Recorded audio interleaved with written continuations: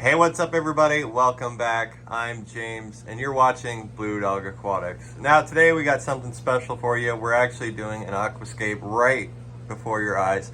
And it's not on this beautiful 40 rimless that we're talking about. No, we actually just got done scaping this one out. Tell us what you think in the comments below if this is something that you would love to have in your living room or your bedroom or just in your office. But 40 breeders, they're kind of hard to place because they are big, they are bulky, they hold a lot of water weight, so you have to compensate for that. So we're going to do something more manageable that would be more suitable for, let's say, a desk or something like that. So without further ado, we're talking about the Marineland. This is a 5-gallon, this is a rimless, and the nice thing that is this is an all-in-one. You can see you have, let's see if I can take this apart. You have the filter, you have the pump, you have the return head, you have the built-in lights, and the light has 2 different settings here, which is really, really cool.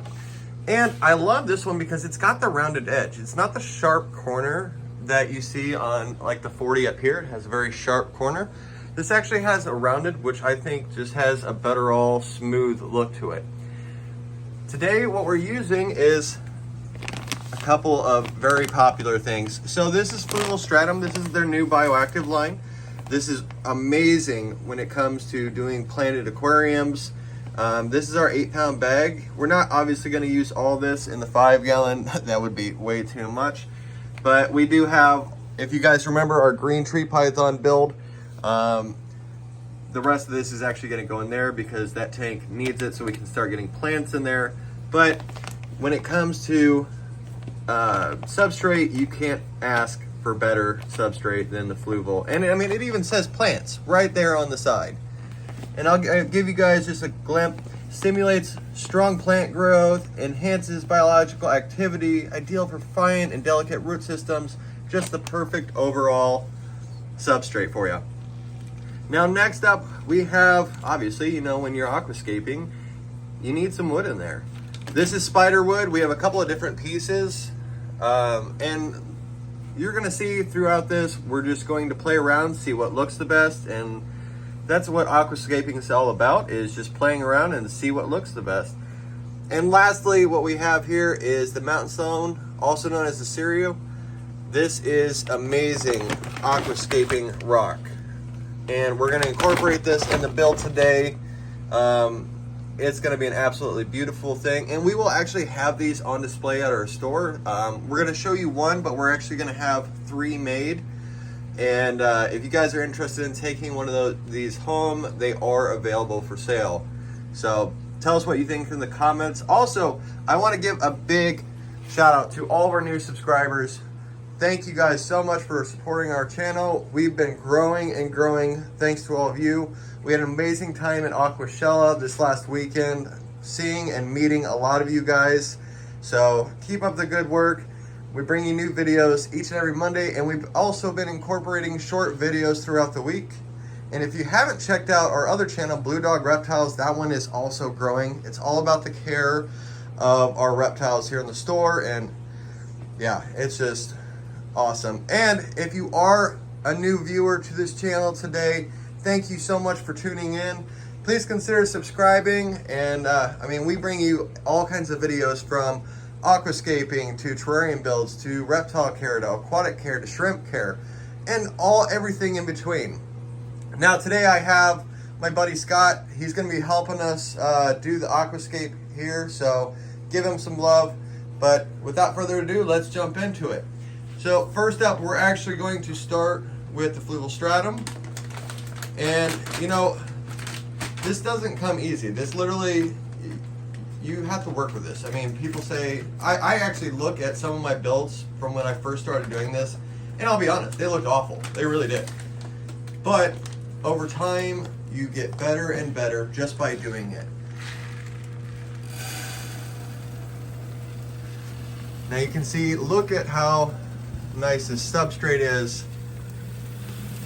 I'll actually run some of my hands so you guys can actually see it. These little pellets work amazingly.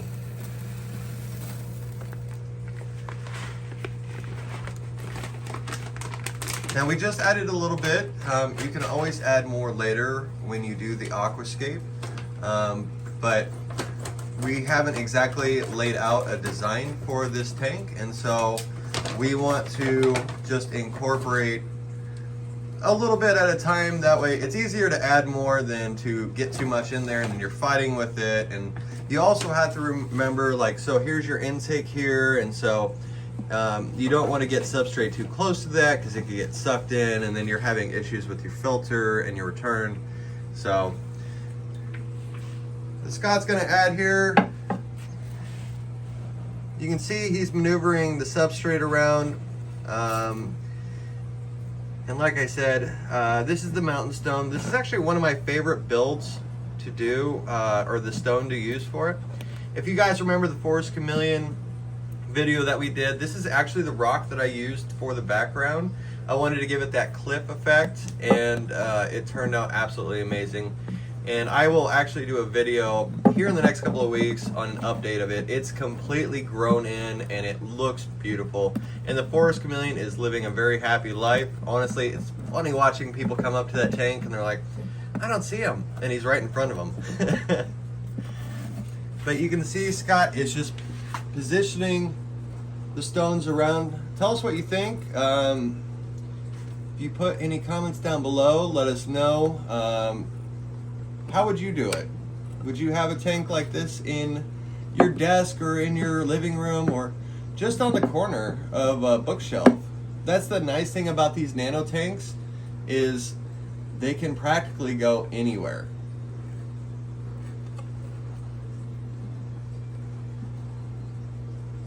Now there are tools that can be used for this. Aquascaping tools are very popular. For us, we didn't have any that were open, and so we're just using our hands to maneuver it around. But you can see the different dimensions. You can see how it's nice and low down on the bottom and then it raises up.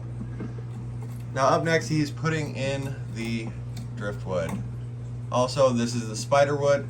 I like spiderwood just because it has that natural root structure, which I love in all my aquariums. It makes it feel more natural, as what we are very happy to do with every one of our aquariums. We want to make them as natural as possible for all the fish. That way they live a very happy and stress-free life. And you can see he's maneuvering it around, trying to find the best placement. And this is what takes a while with aquascaping, is just finding the right look, the right feel. And I mean, we knew what we were going to be using for this build as far as the stone and the driftwood, but we actually didn't have an overall plan. So, and I wanted to give you guys, you know, some people cut through one video to the next and they're like, well, that seemed too easy. Well, you can see right here, I mean, we're giving you and showing you what it actually takes to do this. But you can see how when he put that piece of driftwood in right here, it actually locked in perfectly around the other piece of driftwood. Something that we've been doing lately is, I mean, if you see up on the 40 breeder there, how the driftwood actually comes out of the water, I really like that effect. And I think that's the effect that we're gonna do with this tank. Now this tank does have a glass lid, but it may or may not go back on. And while we're on the topic, if you have thoughts of what type of fish we could put in here, please let us know in the comments down below. I was thinking some endlers maybe, or maybe a new genetic line of guppies. Either way, I'm not too sure, so I need your guys' help on that. You can see he just added another rock in here. Structures everything.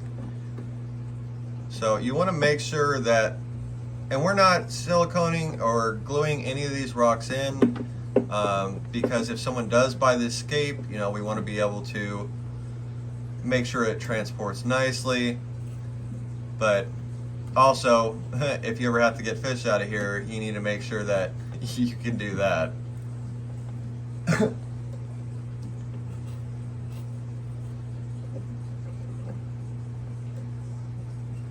I know we got kind of a glare coming from the back window of our store. We've been trying to Oh man, I really dig how that looks. I mean, you see how that piece of driftwood just comes out naturally like that? And it's absolutely awesome. And it looks like it's all in one piece. Now, what he's doing right there is making sure that the light will still come down. And you gotta reposition it just a little bit. I dig it. I really like that. I love the root structure of these.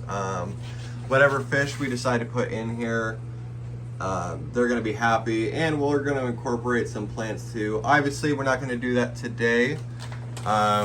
We will actually do part 2 of this video with water in it and plants, and we'll tell you what we did on that. But overall, yeah.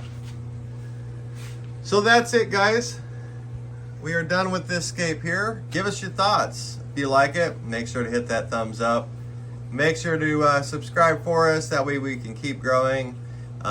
If you want to see this in person and you're local, swing on down by the shop. This one will be set up today. We're going to fill it up with water and let it get cycling. The biggest thing when you are filling up water in these small tanks, you want to pour it on the driftwood itself or on the rocks. That way you're not disrupting all of your substrate. Otherwise you're going to end up with a black water tank.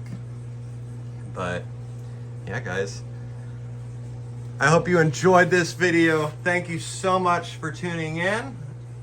And the big question, as always, your tank or mine? See you guys next Monday.